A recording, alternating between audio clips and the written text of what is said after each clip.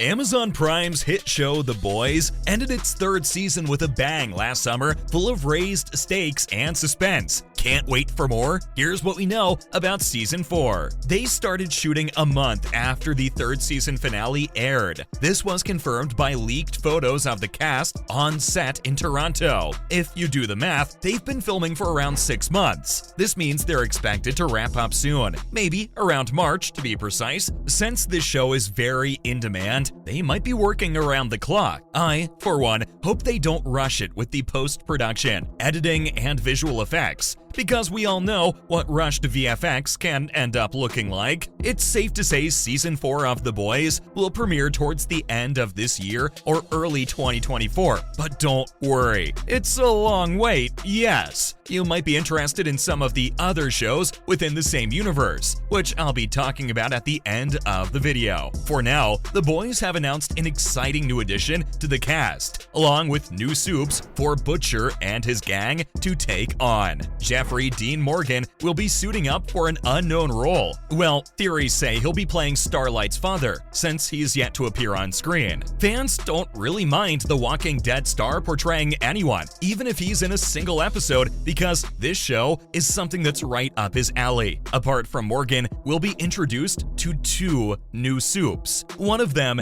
is called Firecracker, and it looks like she'll be yet another character who will be close to Homelander. Why's that? Well, her costume's colors are blue and red, basically something close to the American flag. And you know just how diabolical the patriotic soups can be in this show. Not to get political here, but Firecracker carrying a firearm in her holster kinda adds to the whole American nationalism theme the series portrays. From her name, she'll probably have some pyrokinetic abilities, since it's similar to the Human Torch from the Fantastic Four. Since most of these heroes are parodies of the ones from the main 2 comic book franchises, it's also interesting to see that her red hair and skin-tight suit resembles that of Black Widow. We've never really seen a soup in the show carrying a gun, except Soldier Boy and Gunpowder, of course, so it'll be cool to see where things go with this recruit. Homelander supposedly has an ally this new season. Turns out this other member from the 7 has the potential to have one as well. Sister Sage is a new character who might side with A-Train. Who's that? Oh, only one of the most badass heroes we'll be seeing on the show. Her costume has gold and brown fabrics that look like it's made by Louis Vuitton. She also wears a pair of brown sunglasses, making her the most fashionably superior soup on the team. The excessive rings on her fingers might hint at her abilities being magic related, you know, like Shang-Chi. The name Sister Sage is also taken from the Marvel Runaways hero Sister Grimm,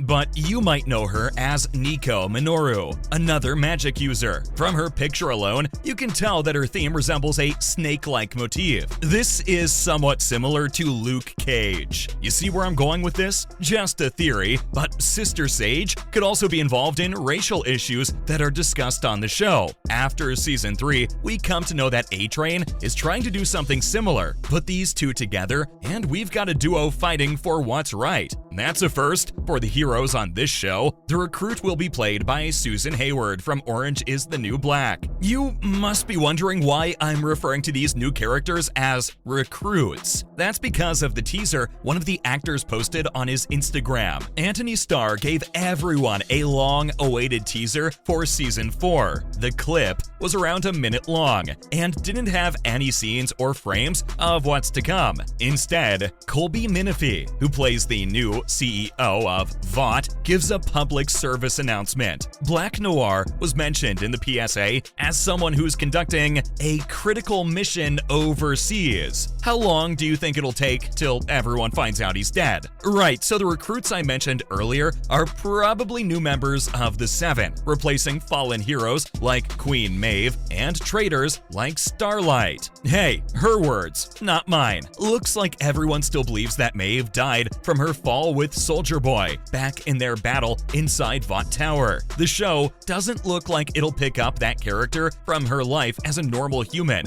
now that her powers are gone. The new CEO also mentioned how Homelander's approval ratings are soaring higher than that plane he crashed in Season 1. This brings me to what the plot has been confirmed to be. The showrunner said that the season will revolve around Ryan. Cameron Crovetti has been confirmed to be a series regular as we move on to more intense storylines of the show. Ryan Butcher ended up choosing his biological father in the season finale, which isn't good news for the boys. Things are going down a very bright burn path for the kid, who's probably stronger than his father. He's still got a lot left to learn. Imagine if all that power is used by the wrong hands. There's also Victoria Newman slowly rising to power, who made a deal with Homelander. At this point, everyone's forming alliances with the leader of the Seven out of fear. Billy and his group have their hands full with a traitor on the team and two members who are this close to giving up and running away together. Frenchie and Kimiko, being the cutest couple on the show, just might not last as long as we wanted. Mother's Milk, on the other hand, might not even live. Fans think MM is going to die in the next season. Since his ex-wife's new boyfriend is a Homelander fanatic, the member of the boys might take things into his own hands because it'll affect his daughter. If he ever faces Homelander, which was about to happen in Herogasm, MM has no chance. Killing off an integral character like him would be a huge hit to the fans, but it would make the show 1,000 times more intense. That's what we want after all, right? Showrunner Eric Kripke is very attached to his characters, meaning a terminally ill Billy or a murdered MM won't see the light of day. Yet. Perhaps minor characters like Huey's mom, who will be played by Rosemary DeWitt from La La Land, will get the short end of the stick. That is, if things get too out of hand. There's a lot to unpack with the upcoming season, but it's going to be a long wait till we see more of our favorite vigilantes. Until then, you might want to check out some of these shows. Gen V and Diabolical are two spin-off series within the same universe. The former is about college kids with superpowers